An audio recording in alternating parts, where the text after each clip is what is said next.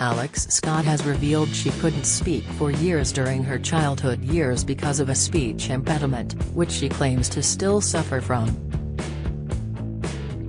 The presenter, 37, went on to explain she sometimes finds it difficult to say certain words, which she will change for synonyms, and has been supported by her on-air colleagues including Dan Walker and Claire Balding. In her memoir, How Not to Be Strong, she detailed the lengths she went to in order to hide her impediment and memorized scripts. Before opening up with those around her, Alex found herself doing everything she could to keep it a secret, she admitted, due to not wanting people to pity her. She wrote, "What you might spot is that my brain works faster than my mouth. I have all these thoughts that want to come spilling out but they get stuck, literally stuck.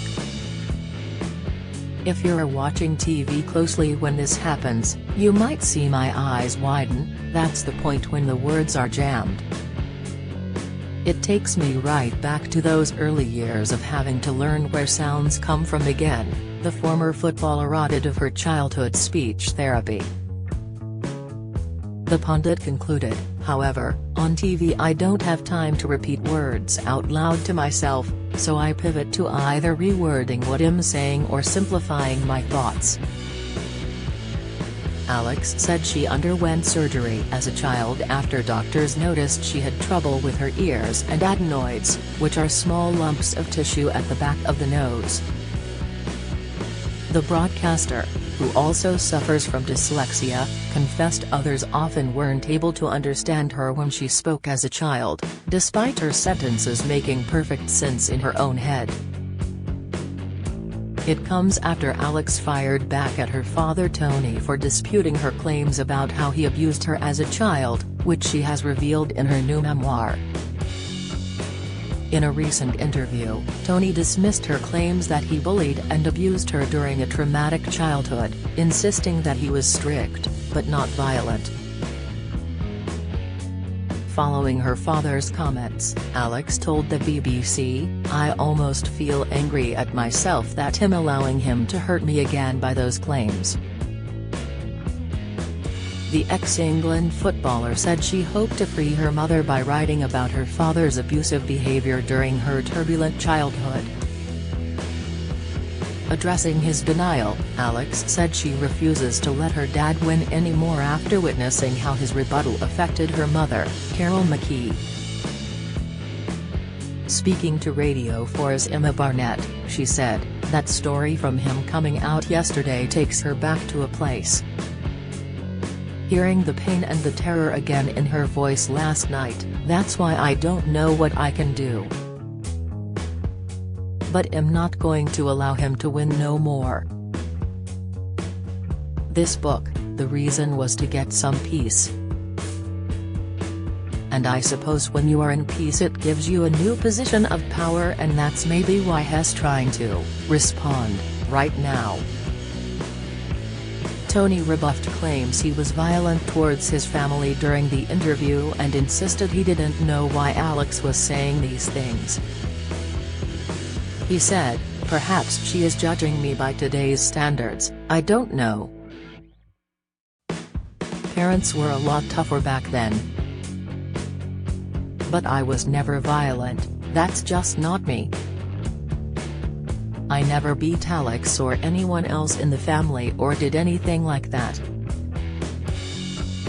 Alex hit back, "I actually don't care what happened to me. If you are saying being beaten with a belt is just being strict, I can't take that, I really don't care about me. What I do care is about my mom and the fear and terror that she had to live in and the fact I was never able to help her in that, but what I can do is help her now by speaking the truth. And everything I wrote in that book, I stand by it. It is the truth." Alex has claimed that Tony's words lit a new fire in her and she wants to fight to do all she can to help women in similar positions and those who have similar feelings to herself or her mother. In her new memoir, the BBC football pundit described her father as a controlling violent drunk who was stupidly cruel, and that she and her brother would frequently hear him beating their mother, with one incident so violent that she believed that she had died.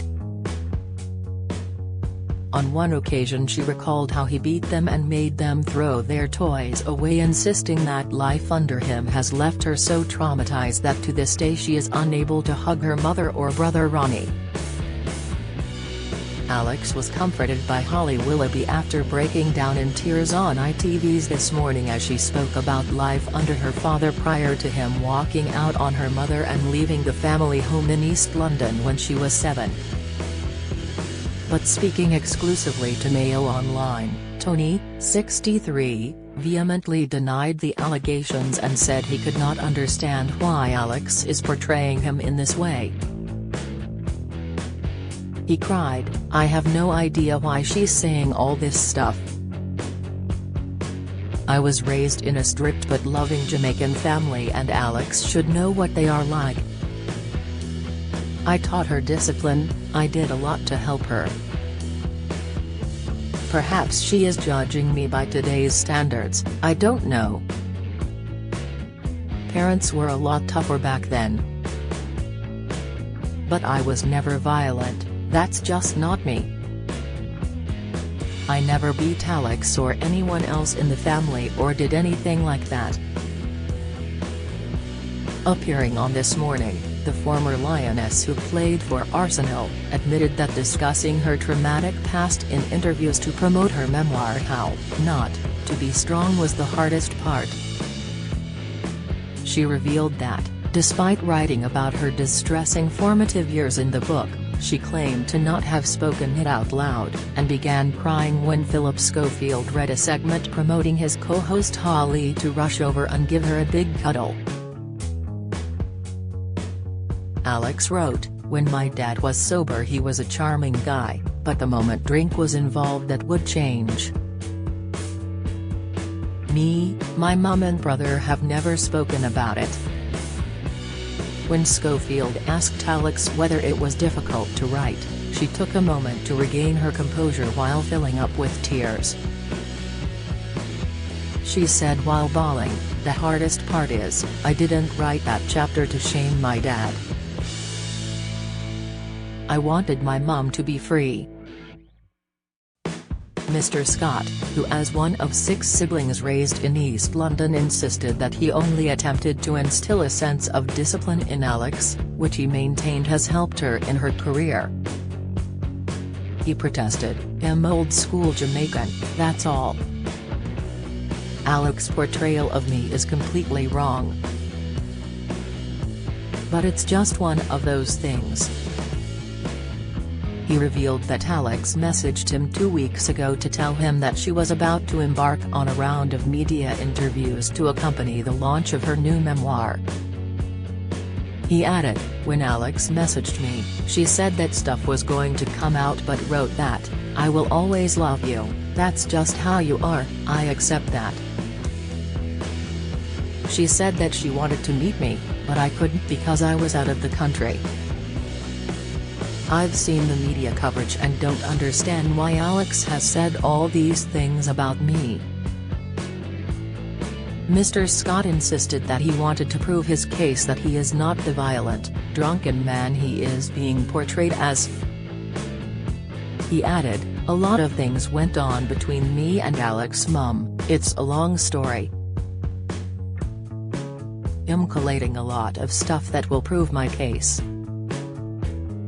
Alex's brother Ronnie Scott today insisted that their father was violent towards their mother, Carol McKee. Speaking at Alex's family home in East London, Ronnie, 39, said, "Alex is telling the truth." During an interview last week with Stephen Bartlett on the Diary of a CEO podcast, Alex said she has not spoken to her father in person for 5 years after they attend her grandmother's funeral. She revealed that her last contact with Mr. Scott came 2 years later when she was competing on Strictly Come Dancing and had made it through to Blackpool Week and he asked her for some tickets. But Mr. Scott insisted, "I've not seen her for several years, but I have had messages from her over that time. It's not true that Terry's been no contact between us since I contacted her about Strictly Come Dancing. As I've told you, she messaged me 2 weeks ago and wanted to see me." In another interview, Alex said she and Ronnie were forced to throw their toys away by Mr. Scott, who then beat them after she left the green space beside a tower block where they lived. Mr. Scott admitted, "Yes, I did make them throw their toys away, but I didn't beat them. I bought those toys with my money. The kids were behaving badly and that was their punishment." What's wrong with that? In her memoir, Alex lifts the lid for the first time on her relationship with Kelly Smith, 43, who played alongside her for both England and Arsenal. During a television interview, she explained why she wrote about it, explaining that parts of the relationship affected her throughout her life and she needed to break the cycle.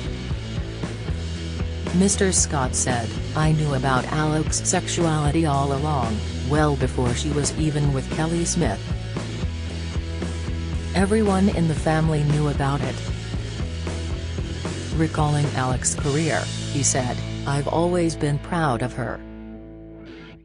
I've even gone to matches to see her play.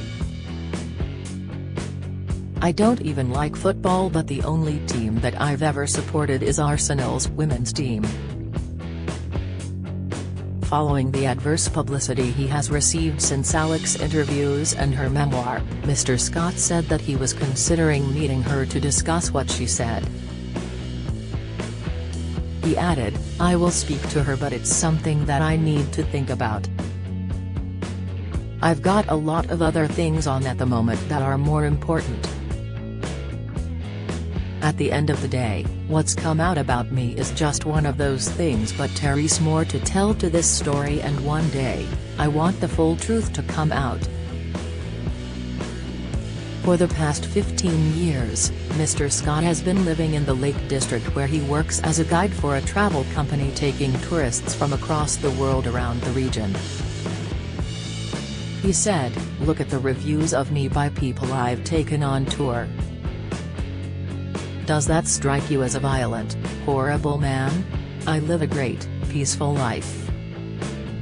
I don't miss London at all, and it puzzles me to think why Alex is saying all these things about me." It comes after Alex broke down in tears as she recalled her troubled childhood growing up with an abusive and violent father during an episode of This Morning. Alex admitted that discussing her traumatic past in interviews to promote her memoir How Not to Be Strong was the hardest part. Despite writing about her distressing formative years in the book, she claimed to not have spoken it out loud, and began crying when Philip Schofield read a segment. Holly rushed over to give her a hug in a bid to comfort her as she broke down. She had written, "When my dad was sober he was a charming guy, but the moment drink was involved that would change. Me, my mum and brother have never spoken about it." When the former children's presenter asked Alex whether it was difficult to write, she took a moment to regain her composure while filling up with tears. She said while bawling, "The hardest part is, I didn't write that chapter to shame my dad. I wanted my mum to be free. I want her to believe she's a role model and move forward. I write in the book she still thinks she's a coward. She's anything but." Alex recently confessed that before her parents separated when she was 7 years old, both she and her brother would frequently hear their father beating their mother, with one incident so violent that she believed her mother had died. Such was the level of control that her father inflicted that Alex was banned from showing any kind of affection towards her family members, admitting that to this day the trauma has stopped her from being able to hug her mother Carol or brother Ronnie. Speaking to Stephen Bartlett on the Diary of a CEO podcast, Alex admitted they would live in fear of upsetting their father Tony and having to deal with the consequences. Recalling the hardest night she experienced, Alex remembered the day of her 6th birthday party when Carol had declined to fetch Tony a drink. Alex confessed, as soon as everybody leaves that night he doesn't forget. That was the hardest night that one. My mum is trying to survive for her kids and I'm in a room listening to everything go on and just hoping she's alive. I heard everything. I heard her trying to run. I just want to hug my mum but I can't. We weren't allowed to show love. That's the control.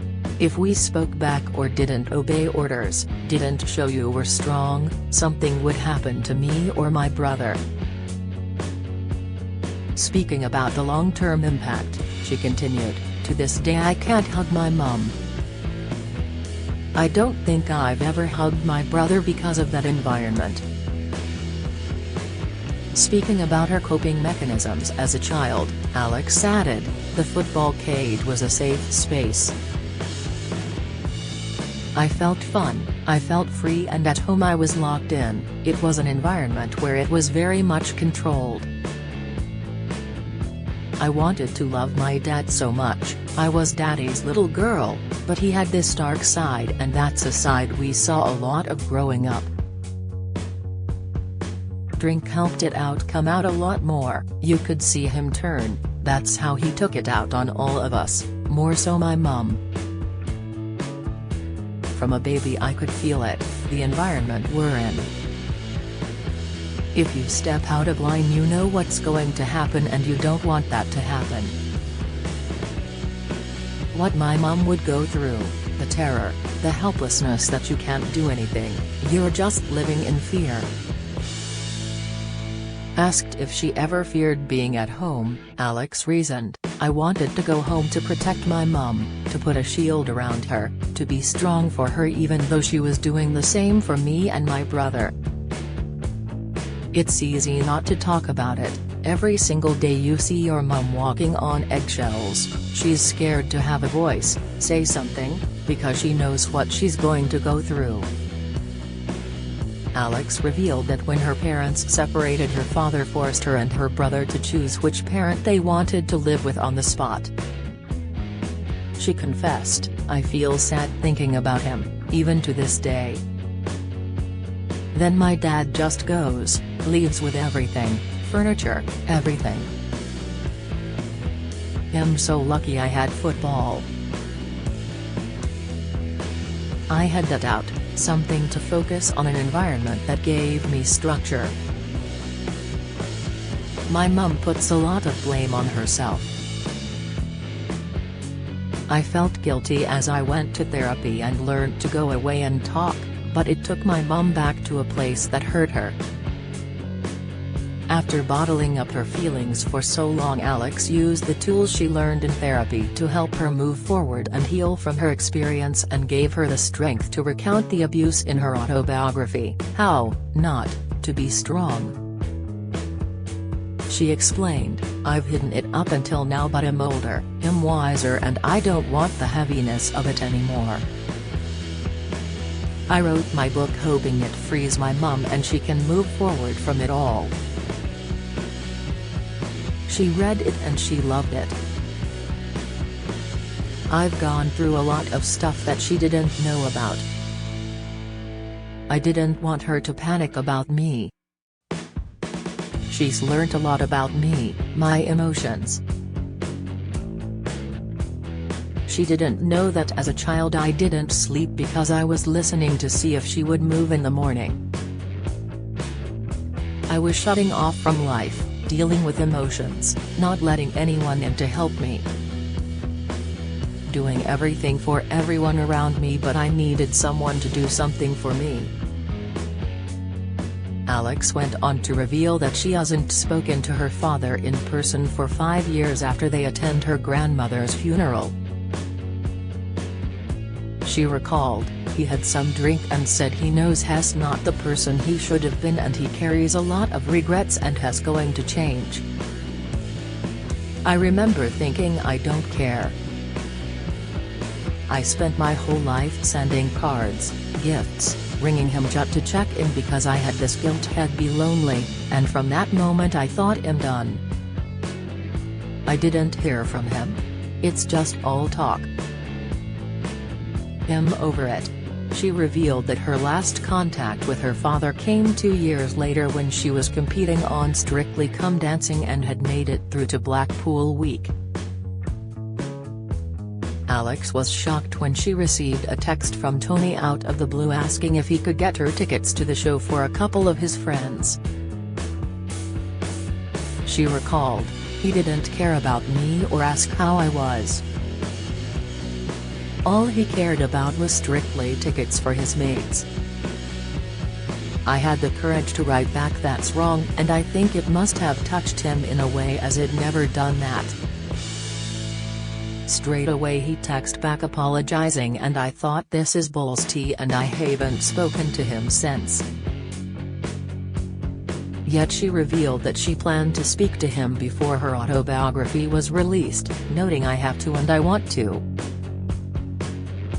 She explained, "On one hand I've done this book to free my mum, on the other hand I'm scared it could ruin my dad's life and I don't want that.